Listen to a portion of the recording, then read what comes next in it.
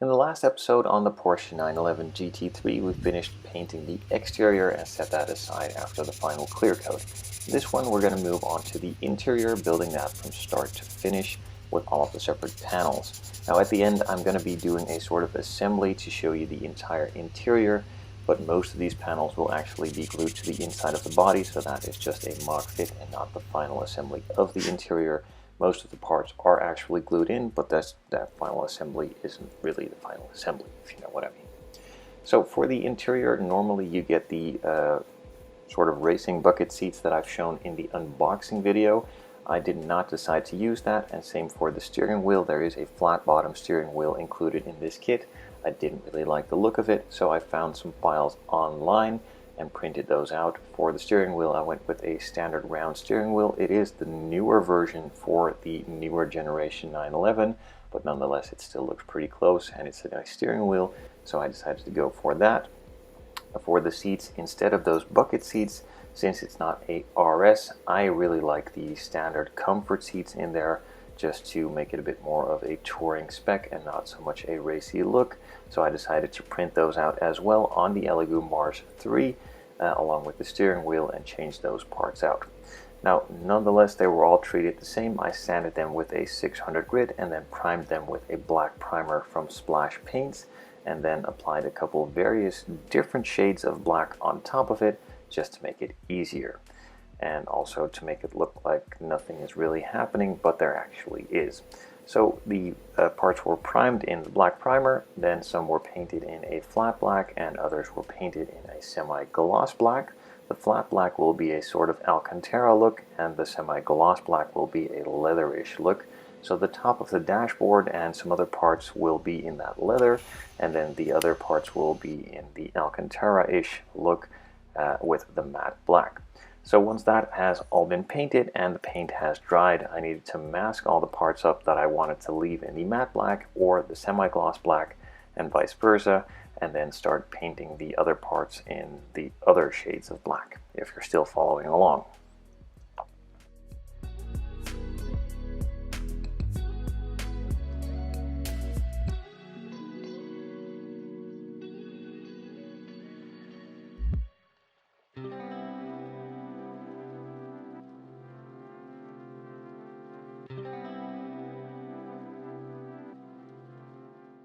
With all of the masking complete, I could move on to painting the semi-gloss black parts, and that is for the leatherish look, and then later on move on to the Alcantara look. Now it's not a full Alcantara look as it's just a matte black. Normally it would have a little bit of a texture, but I figured scaled down, a matte black look would look quite convincing to go for an Alcantara, as it's not really that textured all that much in real life. So I think this would look really good. Now I was kind of afraid that the matte black and the semi-gloss black would look pretty much identical after removing the masking tape, but in the end I kind of got lucky, I guess, by using the right paints with an actual difference between a semi-gloss and a matte black. There are some paints that I've used in the past from Zero Paints where the matte black and the semi-gloss black look quite similar if they're not applied correctly, but with these Tamiya paints they actually looked matte and actually looked semi-gloss. Now while those paints were drying, I still had some other parts that were masked up and ready to go as well, but those just needed to be painted silver. Once I let the paint dry for a bit, I could carefully start removing the masking tape and revealing the nice contrast between the parts. Now on camera they look like some of the parts are a bit gray and other parts are black. In reality both are black, but they just have a different sheen with the matte and semi-gloss.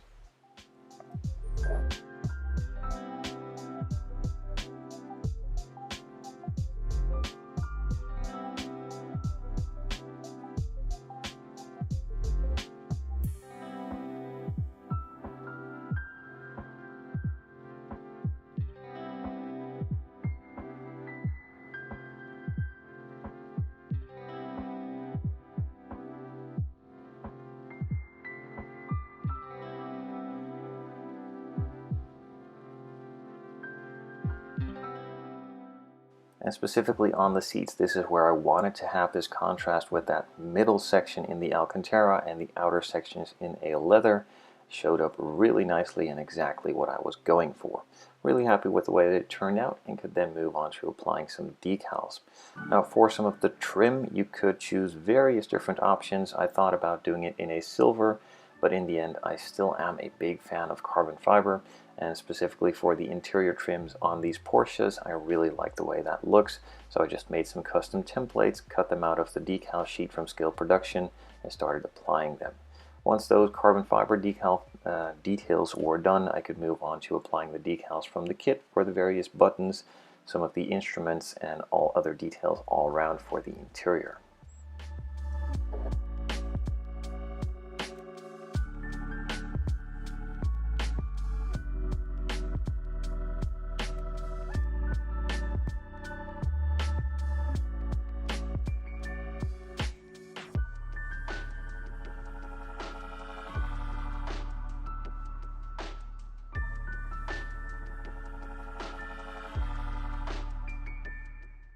Now since I already went for a pretty dark colored interior with the black on black and then the carbon fiber accents, I figured a bit of silver wouldn't hurt, where a lot of these standard cars have the silver. So for the door handles I painted them silver, and also some of the smaller trim pieces around all of the air vents and on the steering wheel, those were all done in silver as well, along with the shift knob. Now this is an automatic, so it's not really a shift knob, it's just the gear select. I'm rambling. Let's move on. I painted some silver accents on there just to mimic the ones that are actually in these 1-to-1 scale cars. Moved on to the steering wheel. Again, this is not the right generation steering wheel. This is actually a 992, and the car I'm building is a 991, so this is slightly facelifted, but I just really like the look of this steering wheel a lot more than the one that was in the actual kit, like I've said many times before, and I'm going to leave it at that and just move on. Now some of the radio pieces, the main piece was painted in a flat black. Then I added some silver to the buttons just slightly to mimic some of the controls and logos that are actually on there, and also painted the small screens with a bit of gloss clear. I could then move on to adding some carpet by flocking it for the pieces that need the carpet. I'm just adding a bit of gloss or semi-gloss paint to act as a glue. I'm putting that on quite thick, making sure that it is nice and wet, and while it is still wet, you sprinkle the flocking in it, and that makes it stick. Once that was said and done, a final couple of decals here and there were done, and I could move on to the assembly by gluing it all together.